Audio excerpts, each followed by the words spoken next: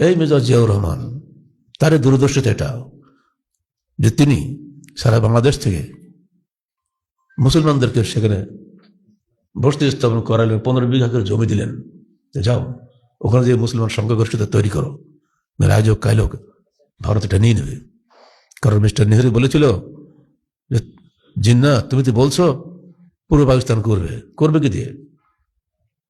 তোমার hill tractor তো মুসলমানের নাকি, ওটা আমাদেরকে দিয়ে দিতে হবে।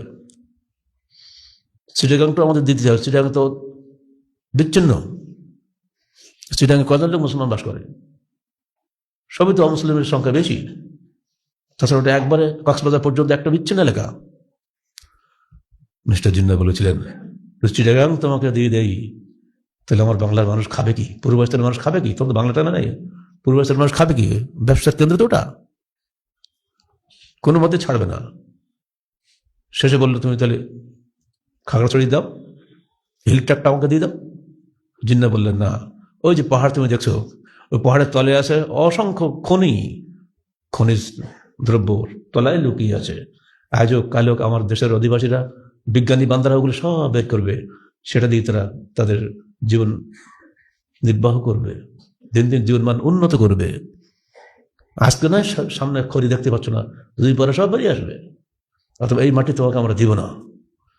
তখন নেহরু বলল, ঠিক আছে। নেহরু, প্যাটেল যারা তখন ছিল, র্যাডক্লিফ তো বলেই পড়লেন, আমাকে আর সময় দেবো না তোমাদের, আমি তুই তাড়াতাড়ি শেষ করো, তাকে আমি ম্যাপে আঁকে ফেললাম, তাড়াতাড়ি শেষ করো, তোমরা আলোচনা তাড়াতাড়ি শেষ করো। মিছিল মিটিং করে কিছু হয়নি, সব আলোচনার টেবিলেই হয়েছে।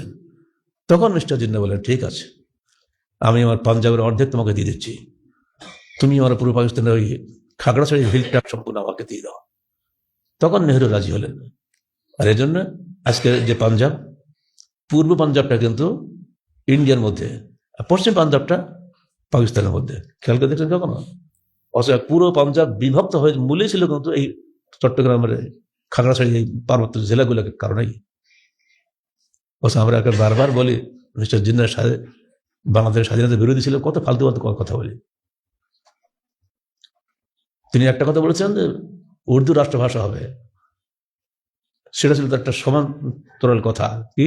5টা প্রদেশ, উত্তরপশ্চিম সীমান্ত প্রদেশ, পশ্চিম পাঞ্জাব প্রদেশ, পেশোয়ার প্রদেশ, মোটে আর বাংলা পূর্ব পাকিস্তান, মোট 5টা প্রদেশের মধ্যে কোন প্রদেশে উর্দু কোনো রাষ্ট্রভাষা নেই। বেলুচিস্তানের বেলুচ, পূর্ব সীমান্ত প্রদেশের পশতু, সবার আলাদা। উর্দু কোন নিজস্ব ভাষা না, উর্দু একটা লস্করি জবান বলা, এটাকে জগা খিচুড়ি ভাষা। এটা বললে সবাই বুঝবে। তো বাংলাদেশ লোকরা, কলকাতা যারা বসবাস সব করে উর্দু বলতো, ক্যালকেশিয়ান উর্দু বলা হয়তো। উনি সরল মনে এটা চিন্তা করেছেন, পরে উনি এখান থেকে ফিরে যাওয়ার পরে দুঃখ প্রকাশ করেছেন, এটা আমার বলা ঠিক হয়নি। কিন্তু সেই ইতিহাস সে দেশ লোক বলে না, সে বিদায়।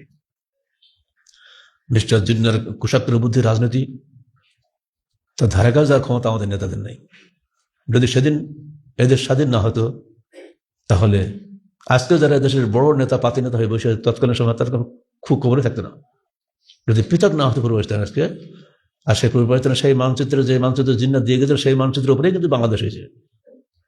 যদি এটা অল ইন্ডিয়ার সঙ্গে মিলে যেত, পশ্চিমবাংলা পূর্ববঙ্গ এক হয়ে থাকতো, তাহলে এখন যারা মেজর জেনারেল হয়েছেন বা ব্রিগেডিয়ার জেনারেল হয়েছেন, এরা তখন হয়তো সাধারণ সৈনিক হতে পারত কিনা সন্দেহ। এখন যারা জাতীয় নেতা হয়েছে, তখন তারা পাতি নেতা হতে পারতেন না, যদি সেদিন পৃথক না হতো দেশ। এই পৃথক হওয়ার মূলে ছিল টু নেশন থিওরি, ইসলামী চেতনা। ইসলাম থাকলে বাংলাদেশ স্বাধীনতা আছে, ইসলাম না থাকলে বাংলাদেশ স্বাধীনতা ধ্বংস হয়ে যাবে। অতএব ইসলামী চেতনা যাতে জাগ্রত হয়, আমাদের বড় দায়িত্ব সেটা যেন জাগ্রত হয়, এগিয়ে যায়, চেতনা যাতে বিকশিত হয়। আজকে ছেলেদের সামনে পত্রিকার রিপোর্ট আসছে, 7 সিস্টার্স, মানে 7 বোন রাজ্য নিয়ে। এই যে 7 বোন, বাংলাদেশের ওপাশে 7 বোন আছে, মানে অরুণাচল, মিজোরাম, আর কটা দেশ আছে না পূর্ব আছে, আসাম, এগুলো সব মিলে এ থেকে বলা 7 বোন, 7 সিস্টার্স বলা হয়। এর উপর দিয়ে বাংলাদেশের মাঝখান দিয়ে ইন্ডিয়ান যত মালামাল পরিবহন করতে গেলে খুব মাত্র 600 মাইল লাগে। আর এখন যে ম্যাপ আমাদের আছে, বাংলাদেশকে বাদ দিয়ে ঘুরিয়ে যদি লাগে 1700 মাইল, কত খরচ বেশি? এইটা কোশ্চেন গেলে ভারত চায় না। সে চায় বাংলাদেশের বুক চিরে তাদের ট্রানজিট চলবে, সেটা শেখ হাসিনা দিয়েছিল, কিন্তু ওটা মানেনি, ওটা টিকতে পারেনি।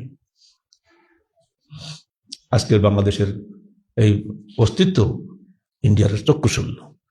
এর বিরুদ্ধে যিনি কথা বলবে তাকে গুলির খোরাক হতেই হবে, এবং সেটা হয়েছে। ওসমান হাদি মরেছে বটে, কিন্তু সে অমর হয়ে গেছে, সেটা প্রতিবাদী কণ্ঠ হিসাবে। অল্প বয়সে সে ইতিহাস সৃষ্টি করেছে। এসব এসব বুড়া বুড়া নেতাগুলা যা বোঝে নেই, সে তার আগেই সে বুঝে গেছিল। প্রথম চোটেই তো চিন্তা আসে, ঢাকা ৮ আসনের তাদের প্রতিদ্বন্দ্বী রাজনৈতিক দলের তিনি এর মূল নায়ক, কিন্তু সাক্ষী নেই, সাক্ষী জীবনে পাবেনও না। কারণ প্রথম ধারণা তো সেখানে আগে যাবেই, কিন্তু সেটা সম্ভব নয়, প্রমাণ করতে পারবেন না। কেউ কি ধারণা করেছিল যে মেজর জিয়াকে এই বাংলাদেশের মানুষ হত্যা করবে? না, কেউ ধারণা করেনি। কিন্তু তারই হাতে গড়া লোকেরাই তাকে মেরেছে। যখন তিনি যাচ্ছেন ঢাকা থেকে চিটাগাঙে, খালেদা জিয়া বলছে, আপনি যাচ্ছেন, ওখানে তো আপনার প্রতিদ্বন্দ্বী শত্রু আছে। তো উনি জবাব দিয়েছিলেন যে ও যদি আমাকে মারে তো ও তো নিহত হবে। ঠিকই, সেও নিহত হয়েছে পরে, কিন্তু নেতাকে তো মেরে দিয়েছে। মরা পরে তার নেতা জন্মে না, নেতা ঘরে ঘরে জন্মে না। ইটের ফরমান আছে, একটা ইট বাদ দিয়ে 8টি ইট দিব, এটা আল্লাহর বিষয়ে রহমতই হয়। ওই কণ্ঠস্বর প্রত্যেক ভাবে। আজকেও বাংলাদেশের স্বাধীনতার চেতনাকে লালন করবেন যারা, সবসময় মনে রাখবেন, ভারতীয় চেতনা বনাম ইসলামী চেতনা কখনোই এক হয় না। ভারতীয় চেতনা ছিল চিরকাল বাংলাদেশ তাদের করদ রাজ্যই থাক, তাদের অধীনস্থ হয়ে থাক। আর বাংলাদেশের মুসলমানরা কোশ্চিনকালেও কোনো হিন্দুত্ববাদকে বরদাস্ত করেনি। আজও যখন হিন্দুস্তানে যেসব মুসলমানরা বসবাস করছে, যুদ্ধ করে বাস করে, তাদের চেতনার বিরুদ্ধে সবসময় লড়াই চলছে। নইলে সেদিন যদি রেড ক্লিফ রোহিদাদের এই টু নেশন থিওরির ভিত্তিতে পাকিস্তান এবং ভারত বিভক্ত হইতো, তাহলে আজকে মালদহ, মুর্শিদাবাদ পূর্বাঞ্চলের অর্থাৎ বাংলাদেশ সঙ্গেই থাকতো, কারণ সেখানে মুসলিম সংখ্যাগরিষ্ঠ। আগে সিলেটের করিমগঞ্জ জেলার মুসলমানদের সঙ্গে অর্থাৎ পূর্বাঞ্চলের সঙ্গেই থাকতে হতো, অর্থাৎ বাংলাদেশের অংশ থাকতো। কিন্তু সেদিন এই চক্র, নেহরু, প্যাটেল, এই মানে যাকে আপনার মহাত্মা গান্ধী বলছেন, এই চক্রের কারণেই কিন্তু সেদিন এগুলো আমাদের সাথে আসতে পারেনি।